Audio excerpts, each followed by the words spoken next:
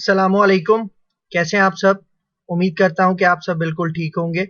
तो जिस तरह से आपको पता है कि हम यहाँ पे लारावेल की सीरीज कंप्लीट कर रहे हैं, तो आज के इस लेक्चर के अंदर हम बात करेंगे fetching data from database in HTML table. ठीक है भाई, देखो लारावेल 8 के अंदर हम आज क्या काम करेंगे, हम अपने डेटाबेस से डेटा को गेट करेंगे, ठीक है, और उसे अपनी एप्लीकेशन में एचटीएमएल टेबल के अंदर डिस्प्ले करवाएंगे। ठीक है, मतलब हम अपने डेटाबेस में एक टेबल बनाएंगे, वहां से डेटा फेच करेंगे मॉडल्स के थ्रू, ठीक है, मतलब मॉडल क्लासेस के थ्रू, और उसके बाद हम क्या करेंगे, वो सारा डेटा एचटीएमएल टेबल के अंदर, मतलब टेबल का जो टैग होता है, ठीक है, जिसको यूज करके हम टेबुलर फॉर्मेट में डेटा डिस्प्ले करवाते हैं, तो वहां पे हम अपने डेटाबेस का डेटा डिस्प्ले करवाएंगे। ठीक है, तो जिस तरह आपको पता है कि भाई हमारे जो प्रीवियस लेक्चर्स हैं वो हमने लारावेल 7 के अंदर कवर किए थे, ठीक है, लेकिन अब हमारे पास चूंकि लारावेल 8 लॉन्च हो चुकी है, तो हम जो ये लेक्चर करेंगे वो लारावेल 8 को फॉलो करते हुए करेंगे। अच्छा, एक बात मैं आपको बताता जाऊं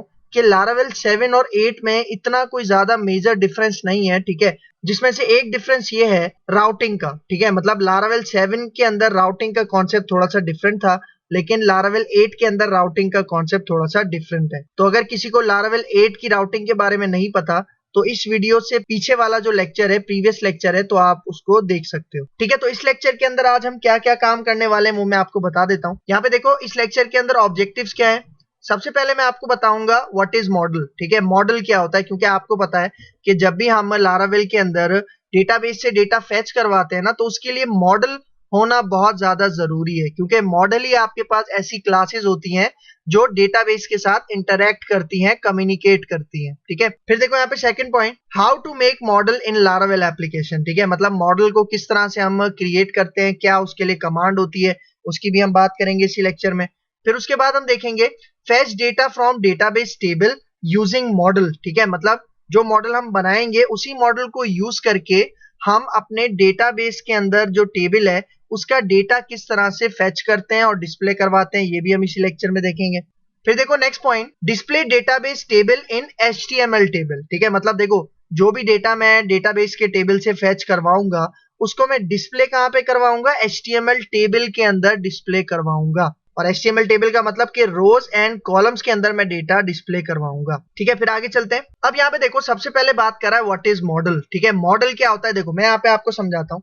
देखो आपको पता है कि भाई हम जब भी लारावेल के अंदर एप्लीकेशन बनाते हैं तो लारावेल एमवीसी आर्किटेक्चर को फॉलो करता है। एमवीसी मतलब मॉडल व्यू कंट्रोलर। ठीक है, तो यहाँ पे देखो, यहाँ पे मेरे पास एक फिगर है, यहाँ पे देखो आपको नजर आ रहा होगा कि यूजर, ठीक है, यूजर मतलब जो भी हमारी वेबसाइट को यूज करेगा। तो देखो जब भी यूजर यूआरएल में कोई भी लिंक लिखता है, मतलब यूआरएल में जब भी वो कुछ टाइप करता है, तो रिक्वेस्ट सबसे पहले जाती है राउटिंग के पास। ठीक है, मतलब पहले रूट चेक किया जाता है कि जो यूआरएल आप लिख रहे हो उससे रिलेटेड हमारे पास कंट्रोलर फंक्शन वगैरह मौजूद है या नहीं है। ठीक है, उसके बाद रिक्वेस्ट कहां जाती है, रिक्वेस्ट जाती है हमारे कंट्रोलर के पास। ठीक है, मतलब यूजर जो भी यूआरएल लिख रहा है हमारे ब्राउजर में, तो वो रिक्वेस्ट राउटिंग से चेक होने के बाद कहां जाती है, कंट्रोलर के पास जाती है। और कंट्रोलर मॉडल से क्या लेता है, डेटा लेता है। जिस तरह मैंने आपको बताया मॉडल क्या होता है, मॉडल आपके पास पीएचपी की ऐसी क्लासेस हैं जो हमारे डेटाबेस के साथ इंटरैक्ट करती हैं। ठीक है, डेटाबेस टेबल के साथ इंटरैक्ट करती हैं।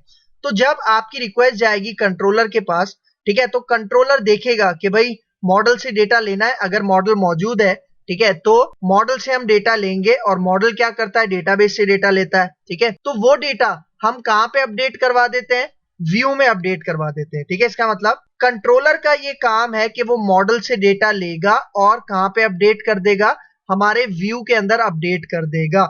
और व्यू आपको पता है कि आपके पास यूजर इंटरफेस होता है, मतलब एचटीएमएल का पेज होता है जो कि यूजर को नजर आता है। ठीक है, मतलब यही व्यू होता है जिसको देख पाता है कौन, आपका यूजर। ठीक है, लेकिन अगर आपके पास कोई मॉडल नहीं है, ठीक है, जिस तरह से हमने पिछले लेक्चर्स के अंदर मॉडल नहीं बनाया था, मतलब डेटाबेस के साथ हमने इंटरैक्शन नहीं किया था, तो जब आपके पास मॉडल नहीं होता तो कंट्रोलर क्या करता है, कंट्रोलर डायरेक्ट आपका व्यू डिस्प्ले करवा देता है यूजर को। ठीक है, सही है, तो ये आर्किटेक्चर समझना बहुत जरूरी है, जिसके अंदर मॉडल का क्या काम है, डेटाबेस और उनके टेबल्स के साथ इंटरैक्ट करना। ठीक है, अच्छा फिर यहाँ पे देखो मैंने एक और पॉइंट बताया था। ठीक है, जिस तरह हमारे पास व्यू होता है, व्यू मतलब हमारा यूजर इंटरफेस, मतलब हमारे एचटीएमएल के जो पेजेस होते हैं। ठीक है, और दूसरी चीज होती है हमारे पास मॉडल। ठीक है, मैंने क्या बताया, मॉडल क्या होता है? मॉडल हमारे पास पीएचपी की ऐसी क्लासेस होती हैं जो हमारे डेटाबेस के साथ इंटरैक्ट करती हैं, ठीक है। इसका मतलब आप समझ लो कि मॉडल के पास डेटाबेस का डेटा है और वो डेटा मुझे कहां पे डिस्प्ले करवाना है? व्यू में डिस्प्ले करवाना है।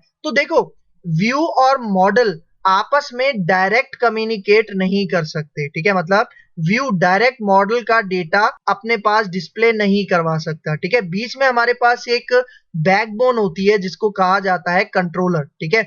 मतलब कंट्रोलर का ये काम है कि मॉडल से डेटा लेना है और व्यू में डिस्प्ले करवाना है, ठीक है। मतलब व्यू और मॉडल ये एक दूसरे को समझ लो नहीं जानते, ठीक है। मॉडल का जो भी डेटा व्यू को पास करना है वो किसके थ्रू होके जाएगा? कंट्रोलर के थ्रू होके जाएगा। इसका मतलब कंट्रोलर ही मॉडल का डेटा लेगा और व्यू में डिस्प्ले करवाएगा। और व्यू से अगर किसी पेज की रिक्वेस्ट होती है तो वो रिक्वेस्ट भी कहां जाएगी? व्यू से कंट्रोलर के पास जाएगी और कंट्रोलर डेटा लेगा मॉडल से और वापस व्यू में डिस्प्ले करवा देगा, ठीक है। तो इसलिए मॉडल को समझना बहुत ज्यादा जरूरी है, ठीक है। फिर आगे चलते हैं। अब यहाँ पे देखो मॉडल के बारे में कुछ और बता रहा है, ठीक है। यहाँ पे देखो सबसे पहला point, a model class represents a table in a database. अब देखो ये बहुत ज्यादा इंपॉर्टेंट पॉइंट है और बहुत गौर से आपने समझना है। मतलब जब भी आप कोई मॉडल क्लास बनाते हो ना, वो आपके डेटाबेस के अंदर किसी टेबल को रिप्रेजेंट करता है, ठीक है। मतलब आप जो भी मॉडल क्लास बनाओगे वो डेटाबेस के अंदर किसी टेबल के साथ बाइंड होगा, मैप होगा, ठीक है। देखो यहाँ पे सेकंड पॉइंट में क्या बता रहा है, अब model class is mapped with a table in a database. इसका मतलब जो भी आप मॉडल क्लास बनाते हो ना, वो कनेक्ट होती है किसके साथ? आपके डेटाबेस के किसी टेबल के साथ कनेक्ट होती है, मैप होती है। और इस कॉन्सेप्ट को हम क्या कहते हैं? मैपिंग। मतलब जो टेबल आपने बनाया हुआ है अपने डेटाबेस के अंदर, उसी नाम से हम क्या करते हैं? एक मॉडल क्लास बनाते हैं, ठीक है। और जब भी हम उस मॉडल क्लास का ऑब्जेक्ट बनाएंगे और डेटा सेव करेंगे तो क्या होगा? वो डेटा हमारे टेबल के अंदर इंसर्ट हो जाएगा, सेव हो जाएगा, ठीक है। और अगर मुझे अपने डेटाबेस के टेबल का डेटा फेच करवाना है तब भी मुझे मॉडल क्लास को यूज करना पड़ेगा, क्योंकि मॉडल क्लास ही हमारे डेटाबेस के टेबल को रिप्रेजेंट करती है, उसके साथ मैप होती है, ठीक है। तो ये पॉइंट आपके माइंड में होना चाहिए। अब यहाँ पे देखो, अब मैं आपको बताता हूं कि हम अपनी मॉडल क्लास की मैपिंग डेटाबेस के साथ किस तरह से करेंगे, ठीक है। यहाँ पे देखो, हमारे पास सपोज करो कि डेटाबेस के अंदर एक टेबल है जिसका क्या नाम है? एम्प्लॉइज। मतलब डेटाबेस, मैंने एक डेटाबेस बनाया है और उसके अंदर मैंने एक टेबल बना लिया जिसका मैंने नाम क्या रख दिया? एम्प्लॉइज, ठीक है। अब मुझे जो मॉडल क्लास बनानी है, ठीक है, उसका नाम मैं क्या रखूंगा? एम्प्लॉय, ठीक है। और जब भी मॉडल क्लास बनाओगे याद रखना, एक तो आपने उसका पहला लेटर क्या रखना है? कैपिटल रखना है। और उसका जो नाम है वो सिंगुलर में होना चाहिए, ठीक है। मतलब देखो, जो आप मॉडल क्लास बनाओगे उसका नाम सिंगुलर में होना चाहिए और जो डेटाबेस के अंदर टेबल होगा वो प्लूरल में होना चाहिए, ठीक है। देख रहे हो एंड में एस लगा हुआ है, इसका मतलब प्लूरल। मतलब जब भी जो भी आपके पास डेटाबेस का टेबल है, ठीक है, उसी उसी से रिलेटेड आपको कोई ना कोई मॉडल क्लास बनानी है। मतलब जो भी आपके पास डेटाबेस के टेबल का नाम है उसी नाम से आपने क्या करनी है? एक मॉडल क्लास बनानी है, क्योंकि यही मॉडल क्लास आपकी लारावेल एप्लीकेशन में आपके डेटाबेस टेबल को रिप्रेजेंट करेगी, ठीक है। और जिस तरह से मैंने बताया कि ये जो एम्प्लॉय क्लास है, जो मॉडल क्लास है, इसका नाम आपने हमेशा सिंगुलर में लिखना है। मतलब आप यहाँ पे एम्प्लॉइज नहीं रखोगे, ठीक है, आपने यहाँ पे सिंगुलर रखना है। और सिंगुलर मतलब एम्प्लॉय, और उसका पहला लेटर आपने कैपिटल रखना है। लेकिन जब भी आप उसको किसी डेटाबेस टेबल के साथ मैप करवाओगे तब उसको आपने उसका जो भी नाम रखोगे टेबल का वो प्लूरल फॉर्म में होना चाहिए, ठीक है। क्योंकि देखो, अगर आप मॉडल क्लास को सिंगुलर और अपने डेटाबेस टेबल को प्लूरल नहीं रखोगे ना, तो इसकी बाइंडिंग नहीं हो पाती, सही है। इसलिए आपको ये टेक्निक भी याद रखनी है कि मॉडल क्लास हमेशा सिंगुलर होगी और उसका जो डेटाबेस टेबल है उसका नाम आपने प्लूरल में रखना है। यही अभी मैं प्रैक्टिकल करके दिखाऊंगा तो आपको बिल्कुल समझ में आ जाएगा, ठीक है। तो देखो, जब भी आप अपने किसी डेटाबेस टेबल की मैपिंग करवाते हो अपने मॉडल क्लास के साथ, इस कॉन्सेप्ट को हम क्या कहते हैं? मैपिंग, सही है। और देखो, ये जो मैपिंग होती है मॉडल क्लास और हमारे डेटाबेस के टेबल के दरमियान, ये मैपिंग करवाता कौन है? ठीक है, पहले मैं आपको ये कॉन्सेप्ट समझाता हूं कि जो हमारी मॉडल क्लास होती है, ठीक है, इसको हम बेसिकली क्या कहते हैं? ऑब्जेक्ट कहते हैं। क्योंकि जब भी हमें मॉडल क्लास का काम करना है तो जाहिर बात है हम उसका ऑब्जेक्ट बनाएंगे। तो हमारे पास ये जो मॉडल क्लास होती है इसको ऑब्जेक्ट कहा जाता है। और डेटाबेस के अंदर जो टेबल होता है उसको रिलेशन कहा जाता है। मतलब हमारे पास आप समझ लो कि ऑब्जेक्ट और रिलेशन की क्या होती है, मैपिंग होती है। ऑब्जेक्ट किसे कह रहा हूं, अपनी मॉडल क्लास को, और रिलेशन किसे कह रहा हूं, अपने टेबल को जो हमने डेटाबेस में बनाया है। तो मतलब देखो हम यहाँ पे क्या कर रहे हैं, ऑब्जेक्ट और रिलेशन की मैपिंग कर रहे हैं, कनेक्टिविटी कर रहे हैं, ठीक है। और ये कनेक्टिविटी हमें कौन करवा के देता है, ये कनेक्टिविटी हमें एक मैकेनिज्म है लारावेल के अंदर, ठीक है, जिसका नाम है ORM। और ORM की फुल फॉर्म क्या है, ORM की फुल फॉर्म है ऑब्जेक्ट रिलेशनल मैपिंग, ठीक है। मतलब देखो लारावेल के लिए ना एक ORM काम कर रहा है, ठीक है भाई। देखो हमारे पास वेब डेवलपमेंट की बहुत सारी लैंग्वेजेस हैं, जिस तरह PHP है, ASP.NET है, ठीक है, ASP.NET MVC है। तो MVC के अंदर क्या होता है, ASP.NET MVC, वहां पे भी कोई ना कोई ORM काम कर रहा होता है, ठीक है। और वहां पे हम ORM एंटिटी फ्रेमवर्क यूज करते थे, ठीक है। लेकिन PHP के अंदर, लारावेल के अंदर जो हम ORM यूज करेंगे, ठीक है, उस ORM का नाम होगा एलोक्वेंट। ORM का क्या काम है कि जो हमारा ऑब्जेक्ट है, ठीक है, उसकी मैपिंग करवाता है, कनेक्टिविटी करवाता है हमारे टेबल के साथ, रिलेशन के साथ। तभी देखो इसका नाम क्या है, ORM की फुल फॉर्म क्या होती है, ऑब्जेक्ट रिलेशनल मैपिंग। और लारावेल के अंदर जो ORM यूज हो रहा है उसका क्या नाम है, एलोक्वेंट। जिस तरह से मैंने बताया कि अगर आप ASP.NET MVC यूज करते हो तो वहां पे आप एक ORM यूज करते हो जिसका नाम है एंटिटी फ्रेमवर्क, ठीक है। और एक और ORM वहां पे यूज करते हैं जिस तरह से डैपर, ठीक है। तो मतलब समझ लो ये हम जितना भी काम करेंगे वो हम एलोक्वेंट ORM की मदद से इंप्लीमेंट करेंगे, ठीक है। फिर आगे चलते हैं।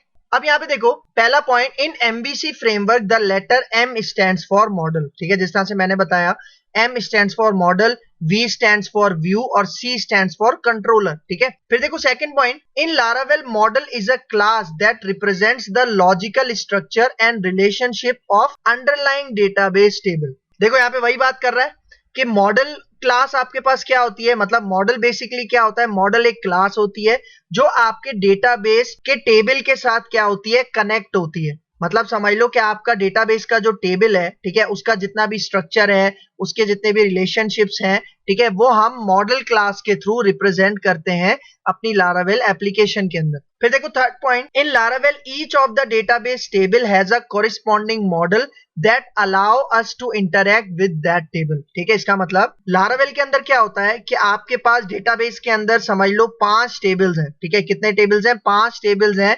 तब आपको उन 5 टेबल से रिलेटेड 5 मॉडल क्लासेस भी बनानी पड़ेंगी, ठीक है, क्योंकि हर एक टेबल को रिप्रेजेंट कौन करती है, एक मॉडल क्लास रिप्रेजेंट करती है, सही है। और यही आपके पास MVC आर्किटेक्चर में होता है, ORM के अंदर होता है। और मैंने क्या बताया कि जो आपके पास डेटाबेस का टेबल होगा वो प्लूरल में होना चाहिए, और जो भी आप मॉडल क्लास बनाओगे वो आपके पास सिंगुलर में होना चाहिए। जिस तरह डेटाबेस के अंदर टेबल है स्टूडेंट्स, तो आप उसकी जो मॉडल क्लास बनाओगे वो क्या होगी, सिर्फ स्टूडेंट, ठीक है। तो ये एक बहुत ज्यादा इंपॉर्टेंट पॉइंट है। फिर आगे चलते हैं। फिर देखो नेक्स्ट पॉइंट में क्या कह रहा है, models gives you the way to retrieve, insert, update information into your database table. क्योंकि भाई देखो मॉडल्स को ही यूज करके हम क्या कर सकते हैं, अपने डेटाबेस टेबल से डेटा रिट्रीव कर सकते हैं, अपने डेटाबेस टेबल के अंदर डेटा इंसर्ट कर सकते हैं और अपडेट वगैरह कर सकते हैं, मतलब जिसको हम CRUD ऑपरेशंस भी कहते हैं। तो मतलब अगर मुझे लारावेल को यूज करके अपनी डेटाबेस टेबल के साथ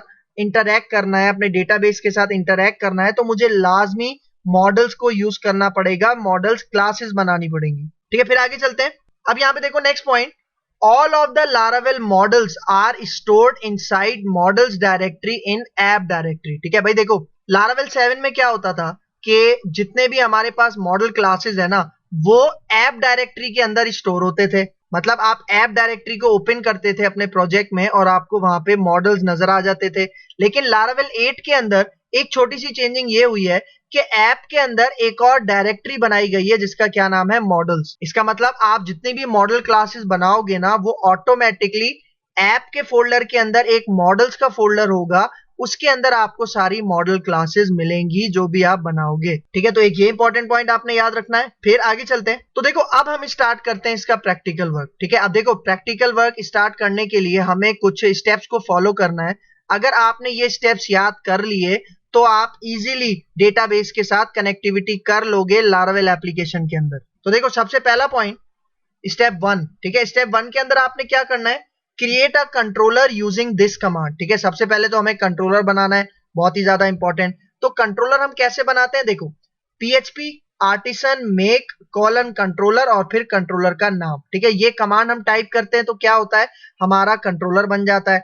तो मैं आ जाता हूं सबसे पहले अपने विजुअल स्टूडियो कोड में, ठीक है। तो यहाँ पे देखो, यहाँ पे मैंने एक प्रोजेक्ट पहले से क्रिएट करके रखा हुआ है और इसका नाम क्या है, देखो लेफ्ट साइड पे आपको नजर आ रहा होगा, फेच डेटा, ठीक है। तो अब मुझे सबसे पहले क्या करना है, अपने इस प्रोजेक्ट के अंदर मुझे एक कंट्रोलर क्रिएट करना है। तो सबसे पहले मैं क्या करूंगा, अपने प्रोजेक्ट के ऊपर राइट क्लिक करूंगा और इसको ओपन कर लूंगा, ये वाला option open in integrated terminal, इसके ऊपर क्लिक करोगे, ठीक है। तो यहाँ पे देखो ये हमारे पास प्रोजेक्ट आ चुका है, जो कि कहाँ पे है, www के अंदर है, wam64 के अंदर है, सी डायरेक्टरी में। तो देखो सबसे पहले मुझे कंट्रोलर बनाना है, क्योंकि अभी इस एप्लीकेशन के अंदर कोई भी कंट्रोलर नहीं है। तो मैं कमांड क्या टाइप करूंगा, PHP, उसके बाद आर्टिसन और फिर मेक कॉलन कंट्रोलर, ठीक है। और कंट्रोलर का नाम मैं क्या रख रहा हूं, मैं नाम रखता हूं होम कंट्रोलर, ठीक है। सही है, ये कमांड आपने टाइप करनी है, एंटर करता हूं। तो देखो मैसेज क्या आ रहा है, कंट्रोलर क्रिएटेड सक्सेसफुली। और कंट्रोलर्स कहां पे बनते हैं आपको पता है, आपके प्रोजेक्ट के अंदर ऐप डायरेक्टरी में जाओ, HTTP में जाओ और यहाँ पे देखो कंट्रोलर्स, और हमने अपना कंट्रोलर अभी बनाया जिसका क्या नाम है, होम कंट्रोलर, ठीक है। और इसी तरह देखो मैंने एक और चीज आपको बताई थी कि ऐप के अंदर एक मॉडल्स का फोल्डर भी मिलता है, ठीक है। और मॉडल्स के अंदर यहाँ पे हमारे सारे मॉडल क्लासेस स्टोर होंगी। देखो एक मॉडल क्लास पहले से मौजूद है जिसका क्या नाम है, यूजर डॉट PHP, ठीक है। लेकिन हम इसको यूज नहीं करेंगे, हम एक अपनी मॉडल क्लास यहाँ पे बनाएंगे, ठीक है। देखो पहला स्टेप हमने यहाँ पे कंप्लीट कर लिया, ठीक है, जिसके अंदर कंट्रोलर बनाना था। सेकंड स्टेप की तरफ आते हैं। तो देखो स्टेप नंबर 2 में हमने क्या करना है, create a model using this command, ठीक है। और याद रहे model name should B singular, ठीक है। मतलब मॉडल नेम क्या होना चाहिए, आपका सिंगुलर होना चाहिए, ठीक है। और मॉडल को बनाने के लिए हम कमांड क्या यूज करेंगे, यहाँ पे देखो PHP आर्टिसन, ठीक है, उसी तरह जिस तरह से कंट्रोलर बनाया था, PHP आर्टिसन, फिर मेक का कीवर्ड है, फिर कोलन है, फिर मॉडल है और फिर मॉडल का नाम है। किस तरह से, एग्जाम्पल देखो, मैं यहाँ पे कहूंगा PHP आर्टिसन मेक मॉडल और मैं सिंगुलर में नाम रख लेता हूं और उसका नाम क्या रख लूंगा मैं, एम्प्लॉय, ठीक है। तो देखो ये कमांड टाइप करते हैं, विजुअल स्टूडियो कोड में आता हूं और देखो यहाँ पे मैं वही कमांड उसको दोबारा ले आता हूं, अप एरो की दबा के, ठीक है। लेकिन अब मुझे यहाँ पे मॉडल बनाना है। तो देखो मेक के बाद मैं कहता हूं मॉडल, और अपने मॉडल का नाम मैं ई कैपिटल रखूंगा और एम्प्लॉय में नाम रख रहा हूं और ये सिंगुलर में है, ठीक है। तो ये आपने याद रखना है। तो यहाँ पे आके मैं एंटर करता हूं, ठीक है। तो अब यहाँ पे देखो ये हमने मॉडल यहाँ पे क्रिएट कर लिया है। और मॉडल कहाँ पे क्रिएट होता है, मैंने आपको बताया था, देखो ऐप के अंदर आप जाओगे, ठीक है, ये ऐप है, ऐप की डायरेक्टरी में आप जाओगे, मॉडल्स के अंदर जाओगे और देखो मॉडल्स के अंदर हमारे पास ये मॉडल आ गया एम्प्लॉय। अगर मैं इसको ओपन करके दिखाऊं तो ये देखो मैंने आपको बताया था मॉडल क्या होती हैं, बेसिकली क्लासेस होती हैं जो कि हमारे डेटाबेस के किसी ना किसी टेबल को रिप्रेजेंट करती हैं, ठीक है। तो देखो ये जो एम्प्लॉय है ये कौन सी क्लास को इनहेरिट कर रहा है, मॉडल क्लास को इनहेरिट कर रहा है, ठीक है। इसका मतलब है मॉडल के जितने भी फीचर्स होते हैं ना वो सारे हमारे पास इस मॉडल क्लास में आ गए हैं, जिसका मैंने नाम क्या रखा है, एम्प्लॉय, ठीक है। तो ये हमारा सेकंड स्टेप भी कंप्लीट हो गया, ठीक है। फिर आगे चलते हैं। अब यहाँ पे देखो स्टेप 3 के अंदर हमने क्या करना है, देखो स्टेप 3 में बता रहा है कि भाई आपको एक डेटाबेस बनाना है और उसके अंदर एक टेबल बनाना है। और एक और इंपॉर्टेंट पॉइंट यहाँ पे देखो, table name should be plural, मतलब जो भी आप टेबल का नाम रखोगे अपने डेटाबेस के अंदर वो प्लूरल में होना चाहिए। जिस तरह भाई देखो मैंने एम्प्लॉय मॉडल क्लास बनाई है ना, तो जो मैं टेबल बनाऊंगा मैं उसका नाम क्या रखूंगा, एम्प्लॉइज, ठीक है। तो मैं आ जाता हूं अपने PHP माई एडमिन में, ठीक है। तो देखो ये मेरा PHP माई एडमिन है, यूजर नेम मैंने रूट रखा हुआ है, पासवर्ड मैंने यहाँ पे कोई भी नहीं रखा हुआ। मैं गो के ऊपर क्लिक करता हूँ, ठीक है। तो यहाँ पे देखो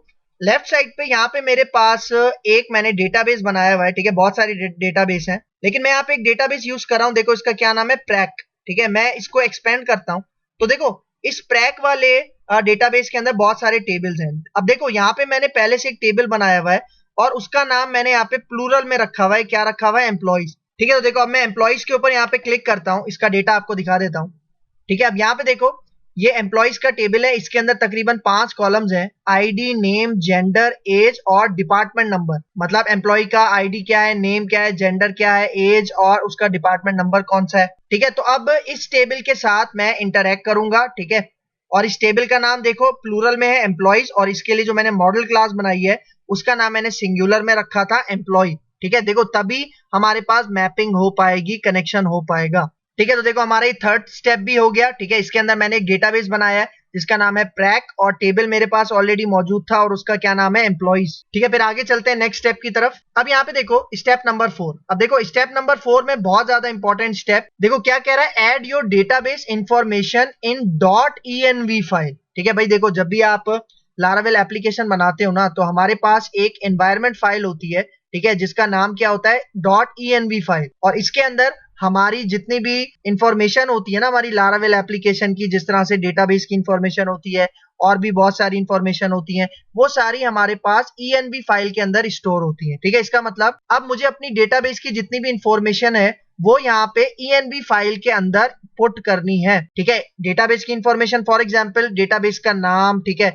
उसका वो जो यूजर नेम था, ठीक है, उसका पासवर्ड वगैरह, वो सारी इंफॉर्मेशन मैं दूंगा env फाइल में। और env फाइल हमें कहाँ मिलती है, हमारी लारावेल एप्लीकेशन के अंदर वो जो पूरा डायरेक्टरी स्ट्रक्चर होता है उसके अंदर हमें मिलती है। ठीक है, तो देखो मैं यहाँ पे आता हूँ विजुअल स्टूडियो कोड में। ठीक है, देखो ये मेरा प्रोजेक्ट है, लारावेल की एप्लीकेशन है फेच डेटा। आप थोड़ा सा स्क्रॉल करके नीचे आओ, ठीक है, और यहाँ पे देखो आपको एक फाइल नजर आएगी env। ठीक है, आपने इसके ऊपर डबल क्लिक करना है। ठीक है, और यहाँ पे देखो थोड़ा सा स्क्रॉल करके आप नीचे आओ, यहाँ पे देखो कि क्या कह रहा है, डीबी कनेक्शन किस टाइप का है, MySQL है। ठीक है, डीबी होस्ट क्या है, पोर्ट नंबर वगैरह कुछ चीजें यहाँ पे ऑलरेडी डाली हुई हैं। लेकिन यहाँ पे देखो, यहाँ पे अब जो मैंने डेटाबेस यूज करना है उस डेटाबेस का नाम क्या है, प्रैक। ये मैंने अभी आपको दिखाया। ठीक है, उस डेटाबेस का नाम क्या है, प्रैक है। और वो जो मेरा यूजर नेम था जिससे मैं अपने PHP MyAdmin में लॉगिन हुआ था, उसका नाम क्या है, रूट। और यहाँ पे देखो मैंने पासवर्ड कोई भी सेट नहीं किया हुआ, लेकिन अगर आपने अपने PHP MyAdmin का पासवर्ड सेट किया हुआ है तो वो पासवर्ड आप यहाँ पे टाइप करोगे। ठीक है, फिलहाल मैं इसको एम्प्टी छोड़ देता हूँ। और जब आप इंफॉर्मेशन दे दोगे तो Ctrl+S करके आपने इसको लाजमी सेव करना है। ठीक है, तो देखो ये हमारा स्टेप नंबर 4 भी कंप्लीट हो गया। ठीक है, उसके बाद अब मुझे क्या करना है, यहाँ पे देखो स्टेप नंबर 5। देखो अब यहाँ पे कह रहा है add namespace of your model class in your controller. भाई देखो मैंने कंट्रोलर बनाया था और मॉडल क्लास बनाई थी। ठीक है, अब मुझे क्या करना है, मेरी जो मॉडल क्लास है ना उसको एज अ नेम स्पेस मैंने कहाँ पे इंसर्ट करना है, कंट्रोलर के अंदर इंसर्ट करना है। ठीक है, तो मैं आ जाता हूँ अपने कंट्रोलर में। ठीक है, कंट्रोलर्स हमें कहाँ पे मिलते हैं, देखो आपने जाना है ऐप में, ऐप के अंदर HTTP का फोल्डर होता है, फिर कंट्रोलर्स का फोल्डर होता है। और देखो हमने ये कंट्रोलर बनाया था जिसका मैंने नाम क्या रखा था, होम कंट्रोलर।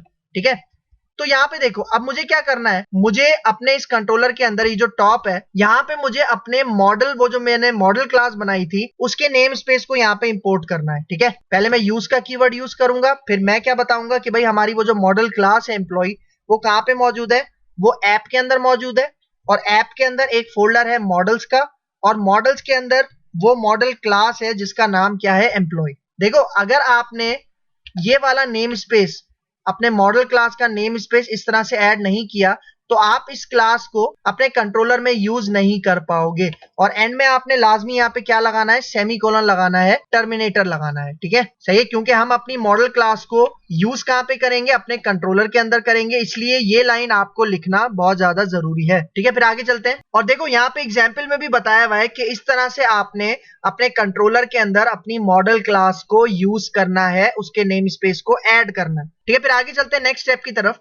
अब यहाँ पे देखो स्टेप नंबर 6। अब देखो स्टेप नंबर 6 में क्या कह रहा है, create a function in your controller. मतलब अब मुझे क्या करना है, एक फंक्शन बनाना है अपने कंट्रोलर के अंदर, क्योंकि उसी फंक्शन के थ्रू मैं क्या करूंगा, रिजल्ट गेट करूंगा और डिस्प्ले करवाऊंगा। ठीक है, तो देखो मैं आ जाता हूँ अपने कंट्रोलर में, सही। और यहाँ पे देखो कंट्रोलर के अंदर मैं एक फंक्शन बनाऊंगा, पब्लिक फंक्शन, और उसके बाद फंक्शन का कीवर्ड, और इस फंक्शन का नाम मैं यहाँ पे रख देता हूँ इंडेक्स, सही है। और यहाँ पे देखो, यहाँ पे मैं रिटर्न यूज करता हूँ। ठीक है, और देखो मेरी मॉडल क्लास का क्या नाम है, मेरी मॉडल क्लास का नाम है यहाँ पे एम्प्लॉय। और मैं कह रहा हूँ कि जो मॉडल क्लास एम्प्लॉय है, ठीक है, ये किसके साथ कनेक्टेड है, हमारे डेटाबेस का वो जो टेबल है एम्प्लॉयज उसके साथ कनेक्टेड है। तो मैं कह रहा हूँ उसका सारा डेटा आप कलेक्ट करो और मुझे रिटर्न कर दो। ठीक है, इसका मतलब जब भी मैं इंडेक्स का फंक्शन कॉल करूंगा तो एम्प्लॉय का सारा डेटा, मतलब ऑल, मुझे क्या हो जाएगा, रिटर्न हो जाएगा। ठीक है, मतलब जो भी डेटाबेस के अंदर मेरा टेबल है उसके अंदर जितने भी रिकॉर्ड्स हैं वो मेरे पास ये फंक्शन रिटर्न कर देगा। ठीक है, तो ये हमारा 6 स्टेप हो गया। उसके बाद देखो 7th स्टेप। 7th स्टेप में देखो यहाँ पे क्या कह रहा है, add the route for your function present in a controller. ठीक है, मतलब देखो ये जो मैंने अभी फंक्शन बनाया है इंडेक्स, मुझे अब इसके लिए रूट लिखना है। ठीक है, क्योंकि रूट नहीं लिखूंगा कभी भी मेरा ये कंट्रोलर और इसका फंक्शन कॉल नहीं हो सकता। ठीक है, तो रूट्स हम कहाँ पे लिखते हैं, आपको पता है हमारे पास रूट्स की एक डायरेक्टरी होती है हमारे डायरेक्टरी स्ट्रक्चर के अंदर। तो यहाँ पे देखो ये हमारा प्रोजेक्ट है, ठीक है, फेच डेटा। इसके अंदर यहाँ पे देखो, आप थोड़ा सा नीचे आ जाओ, आपको रूट्स की एक डायरेक्टरी मिलेगी और इसके अंदर एक फाइल होती है web.php, ठीक है। यहाँ पे हम सारे रूट्स डिफाइन करते हैं, ठीक है। इसको मैं थोड़ा सा नीचे ले आता हूँ, ठीक है। अब नीचे आते हैं, यहाँ पे देखो सबसे पहले मुझे एक रूट बनाना है, ठीक है। मैं कह रहा हूँ कि भाई अगर हमारे यूआरएल पे, ठीक है, ये इंडेक्स टाइप होता है, ठीक है, इंडेक्स टाइप होता है, तो रिक्वेस्ट कहाँ जाएगी? रिक्वेस्ट जाएगी होम कंट्रोलर के अंदर। एक फंक्शन मैंने बनाया है जिसका क्या नाम है? इंडेक्स। और यही फंक्शन क्या कर रहा है? मॉडल क्लास का डेटा ले रहा है और हमें रिटर्न कर रहा है, ठीक है। लेकिन यहाँ पे देखो, अगर ये काम, ठीक है, ये वाली जो मैंने लाइन लिखी है, अगर ये लारावेल 7 के अंदर होती तब तो हमारे पास ये रूट एग्जीक्यूट हो जाता। लेकिन हम लारावेल 8 के अंदर काम कर रहे हैं, तो यहाँ पे मुझे बताना पड़ेगा कि भाई ये जो होम कंट्रोलर की क्लास है, ठीक है, ये वाली, ये मौजूद कहां पर है, ठीक है। तो यहाँ पे देखो, मैं कहता हूं ऐप के अंदर, ठीक है, ऐप के अंदर आपको एक फोल्डर मिलेगा http, और http के अंदर एक फोल्डर आपको मिलेगा कंट्रोलर्स का, ठीक है। और कंट्रोलर्स के फोल्डर के अंदर ये कंट्रोलर मौजूद है और होम कंट्रोलर के अंदर इंडेक्स वाला फंक्शन मौजूद है, ठीक है। सही। तो देखो, ये मैंने इसका रूट डिफाइन कर दिया कि भाई अगर हमारे यूआरएल पे इंडेक्स टाइप होगा तो ये इंडेक्स वाला फंक्शन कॉल होना चाहिए, ठीक है। मतलब जब भी मैं यूआरएल पे इंडेक्स लिखूंगा, ठीक है, तो रिक्वेस्ट जाएगी होम कंट्रोलर के इस फंक्शन के पास और मॉडल क्लास क्या करेगी? सारा डेटाबेस टेबल में से सारा डेटा लेके हमें रिटर्न करवा देगी, ठीक है। तो इसका रिजल्ट देखते हैं, ठीक है। तो देखो, मैं आ जाता हूं अपने यहाँ पे ब्राउजर पे। देखो, मैंने लिंक में क्या लिखा हुआ है? यूआरएल में लोकल होस्ट फेच डेटा, जो हमारे प्रोजेक्ट का नाम है, और उसके बाद मैं यहाँ पे कहता हूँ इंडेक्स, ठीक है। अब देखना, जैसे ही एंटर करता हूं तो यहाँ पे देखो, ठीक है, देखो रिजल्ट फेच हो रहा है, एक एरे में फेच हो रहा है। मैं इसको थोड़ा जूम करके आपको दिखाता हूँ, ठीक है। ये देखो, ये आपको नजर आ रहा है, ठीक है। 1 से लेके, मतलब आदिल से लेके यहाँ पे देखो आईडी 13 दाऊद तक यहाँ पे डेटा डिस्प्ले हो रहा है। और चेक करते हैं कि ये सही डेटा डिस्प्ले हो रहा है या नहीं हो रहा। तो देखो, मैं यहाँ पे आता हूँ, ठीक है, ये देखो, ये मेरा एम्प्लॉइज का टेबल है, ठीक है। यहाँ पे देखो, पहला रिकॉर्ड किसका है? आदिल का रिकॉर्ड है पहला, और सबसे लास्ट रिकॉर्ड किसका है? 13 रिकॉर्ड है दाऊद का। मतलब देखो, बिल्कुल सही तरह से हमारे पास यहाँ पे डेटा ये फैच करके दे रहा है, ठीक है। देखो, ये आपको नजर आ रहा होगा। लेकिन देखो, मैंने आपको क्या बताया था कि मुझे डेटा इस तरह से फैच नहीं करना, मुझे तो डेटा फैच करना है और HTML टेबल के अंदर डिस्प्ले करवाना है, ठीक है। तो उसके लिए मुझे क्या करना पड़ेगा? मैं यहाँ पे आता हूँ, ठीक है। देखो, ये जो मेरा कंट्रोलर है, इसके अंदर अब मैं कहता हूँ कि भाई मुझे डेटा इस तरह से रिटर्न नहीं करना, बल्कि मैं एक व्यू बनाता हूँ, ठीक है। और वो व्यू कहाँ पे होगा? ठीक है, होम क्या फोल्डर होगा और उसके अंदर मैं एक व्यू बनाऊंगा, इसका मैं नाम रखूंगा इंडेक्स। तो देखो, अभी ये इंडेक्स का व्यू मेरे पास मौजूद नहीं है, तो मैं ये व्यू बना लेता हूँ, ठीक है। तो देखो, हम यहाँ पे आते हैं। व्यूज कहाँ पे बनते हैं? आप सबको पता है, रिसोर्सेज का हमारे पास यहाँ पे एक फोल्डर होता है, ठीक है। रिसोर्सेज को एक्सपेंड करते हैं और यहाँ पे देखो व्यूज का फोल्डर आपको नजर आ रहा होगा। इस व्यूज के अंदर मैं राइट क्लिक करता हूँ और एक फोल्डर बनाता हूँ और इसका मैं नाम क्या रखता हूँ? होम। क्योंकि मैंने क्या बताया है कि होम के अंदर एक इंडेक्स का व्यू मौजूद है, ठीक है। तो अब देखो, मैं होम के ऊपर राइट क्लिक करता हूँ, न्यू फाइल पे जाता हूँ, ठीक है, और अपनी इस फाइल का नाम, मतलब अपने इस व्यू का नाम मैं रखूंगा index.blade.php, ठीक है। यहाँ पे आके एंटर करते हैं, ठीक है। तो देखो, ये मेरा व्यू बन गया। अब मुझे क्या करना है? देखो, अब मुझे इस व्यू में डेटा पास करना है और वो डेटा कहां से आएगा? हमारे डेटाबेस के टेबल से आएगा, ठीक है। तो देखो, मैं यहाँ पे एक वेरिएबल बनाता हूँ, ठीक है, और इस वेरिएबल के अंदर मैं एक एरे बनाता हूँ और उस एरे का मैं नाम क्या रखता हूँ? एरे का मैं नाम रखता हूँ फॉर एग्जाम्पल एम्प्लॉय, ठीक है। और यहाँ पे देखो, हमारे पास एक एम्प्लॉय की मॉडल क्लास मौजूद है, ठीक है। तो मैं कह रहा हूँ कि भाई इसका सारा डेटा कलेक्ट करो, एरे में कन्वर्ट करो और इस एम्प्लॉय के एरे में स्टोर कर दो। और ये एम्प्लॉय का एरे मैंने कौन से वेरिएबल में डाल दिया है? डेटा के वेरिएबल में। और अब यही डेटा का वेरिएबल मैं अपने इंडेक्स के व्यू में पास कर दूंगा, ठीक है। तो देखो, जब भी आप व्यू के मेथड में कोई भी वेरिएबल यहाँ पे डालते हो सेकंड पैरामीटर में, तो वो डेटा कहां पे पास हो जाता है? हमारे व्यू के अंदर पास हो जाता है। ये चीज हमने ऑलरेडी पिछले लेक्चर्स के अंदर देखी हुई है कि how to pass data from controller to view. अगर किसी ने वो लेक्चर नहीं देखा तो आप देख सकते हो, आपको चीजें समझ में आ जाएंगी, ठीक है। तो मतलब मैं अपने इंडेक्स के व्यू में मैंने अपने एरे का क्या नाम रखा था? एम्प्लॉय, ठीक है। इसी को मैं यूज करूंगा अपने व्यू में। तो देखो, मैं अपने व्यू में आ जाता हूँ, ठीक है, और यहाँ पे देखो, यहाँ पे मैं टेबल का एक टैग ओपन करता हूँ, क्योंकि मैंने क्या बताया, मुझे टेबल के अंदर डेटा डिस्प्ले करवाना है, ठीक है। तो देखो, मैं इसको बॉर्डर अप्लाई कर देता हूँ, ठीक है। मैं इसको बॉर्डर दे देता हूँ, उसकी विड्थ दे देता हूँ 2। और अब सबसे पहले मैं एक रो बनाऊंगा यहाँ पे, ठीक है। और यहाँ पे देखो, मैं सबसे पहले कुछ हेडिंग्स बनाऊंगा, ठीक है। देखो सबसे पहली हेडिंग है हमारे पास आईडी, ठीक है, एम्प्लॉय की आईडी, और उसके बाद एम्प्लॉय का नेम है, ठीक है, और फिर उसके बाद देख लेते हैं और कौन कौन से कॉलम्स हैं। जेंडर है, एज है और डिपार्टमेंट नंबर है, ठीक है। तो देखो यहाँ पे अब मैं तीसरी हेडिंग दे देता हूँ जेंडर, और फिर यहाँ पे मैं कह देता हूँ एज, ठीक है, और फिर यहाँ पे आके मैं कह देता हूँ डिपार्टमेंट नंबर, ठीक है। सही है, तो ये तो हेडिंग्स आ गई, ठीक है। अब मुझे क्या करना है, अब मुझे यहाँ पे फॉर ईच लूप स्टार्ट करना है, ठीक है, क्योंकि फॉर ईच की मदद से ही मैं वो जो एरे हमारे पास यहाँ पे आ रहा है वो डेटा मैं यहाँ पे डिस्प्ले करवाऊंगा फॉर ईच की मदद से। तो मैं यहाँ पे देखो फॉर ईच स्टार्ट करता हूँ और यहाँ पे आके एंड फॉर ईच कर देता हूँ, ठीक है।